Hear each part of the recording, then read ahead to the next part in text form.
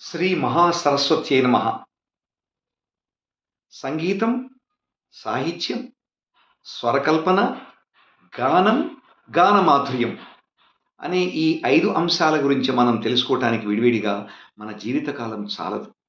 కానీ ఈ 5 అంశాల గురించి సూక్ష్మంగా, అద్భుతంగా మనం క్షణకాలంలో తెలుసుకొని ఆనందపడటానికి మనకు అవకాశం సరస్వతి అమ్మవారు కల్పించారు.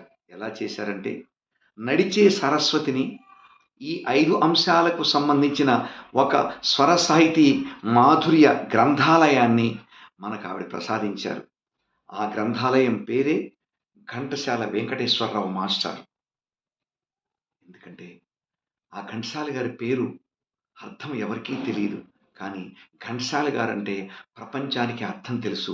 ఓ మంచి పాట, ఓ మంచి మాట, ఓ తెలుగుతనం, ఓ చక్కటి గాత్ర మాధుర్యం, ఆనందం ఎలా ఉంటుంది, అనుభూతి ఎలా పొందాలి, బాధల్లో ఉన్నప్పుడు మనం ఏమి వినాలి, ఆనందాన్ని ఎక్కువ పంచుకోవటానికి ఏమి వినాలి అనేటువంటి వీటన్నిటికీ అర్థం ఘంటసాల అని ఒక క్రొత్త అర్థాన్ని నిఘంటువులో మనం రాసుకోవాల్సినటువంటి ప్రక్రియ. ఇది ఖచ్చితంగా జరిగి తీరాలి.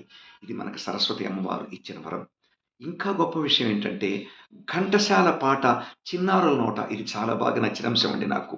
ఎందుకు నచ్చిందంటే, రేపటి తరానికి మనం మార్గదర్శకులం అవుదాం.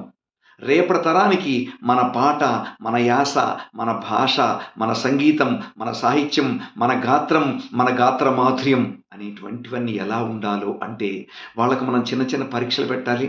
వాళ్ళకి చిన్న చిన్నటువంటి అవగాహన సదస్సులు మనం ఏర్పాటు చేయాలి కాబట్టి, ఇవన్నీ చేయటం కోసం ఒక చక్కటి అవకాశంగా అంతర్జాతీయ ఘంటసాల సంగీత వైభవ వేదిక తెలుగుదనం ఉట్టిపడుతున్నదండి. తెలుగుదనం సాక్షాత్కరిస్తున్నది. ఆ పేరు ఎంత బాగుందండి. అంతర్జాతీయ ఘంటసాల సంగీత వైభవ వేదిక అనేటువంటి ఒక సంస్థ వారు ప్రపంచం మొత్తంలో ఉన్న మన తెలుగు పిల్లలందరికీ కూడా ఎంతో ఆనందాన్ని, అదృష్టాన్ని, అవకాశాన్ని కలిగిస్తూ ఒక పాటల పోటీ ఏర్పాటు చేశారండి. అందులో నాకు నచ్చిన 2 అంశాలు ప్రత్యేకంగా ఉన్నాయి. ఏకగళం అంటే ఏమిటి అంటే, మీరు ఎంచుకునే పాటల్లో ఘంటసాల గారి గళం మాత్రమే ఉండాలి. రెండో గళం ఉండకూడదు. వారు పాడిన పాటలు మాత్రమే ఉండాలి. ఇది ఒక ముఖ్యాంశమైతే, క్రొత్త అంశాన్ని నాకు చాలా ఆనందంగా అనిపించిందండి. దాదాపు 30 ఏళ్లలోకి వెనకానికి వెళ్ళిపోయాను నేను. ట్రాక్ లేకుండా అన్నారు. ఈ ట్రాక్ మీద నాకు చాలా అవగాహన ఉందండి. ఇప్పుడు రోజులు మొత్తం ట్రాక్ తోటే నడుస్తున్నది. అయితే సంగీత అవగాహన ఉన్న వాళ్ళకి ట్రాక్ చక్కగా రైలు పట్టాల్లాగా ఉపయోగపడుతుంది. పాపం సంగీతం అవగాహన లేకుండా పాడేవాళ్ళు గనక ట్రాక్‌లో పాడాలంటే, ట్రాక్ తప్పుతుంది. మార్గం మారిపోతుంది. వాళ్ళకి ఆ ట్రాక్ వినపడకపోయినా, రిథమ్ మీద అవగాహన లేకపోయినా, దాని మీద మనకి సరైనటువంటి విధానం తెలియకపోయినా, మనం ఎక్కడో పాడుతుంటాం. ట్రాక్ ఎక్కడో వెళ్ళిపోతుంటుంది. శృతి కూడా చాలా ఇబ్బందికరంగా ఉంటుంది. కానీ ఇప్పుడు వీరిచ్చినటువంటి కొత్త మార్గం ఏంటంటే, నీకు నీవుగా పాడు. నీవే అన్నీ అయి పాడు. నీకే స్వరజ్ఞానం ఉండాలి.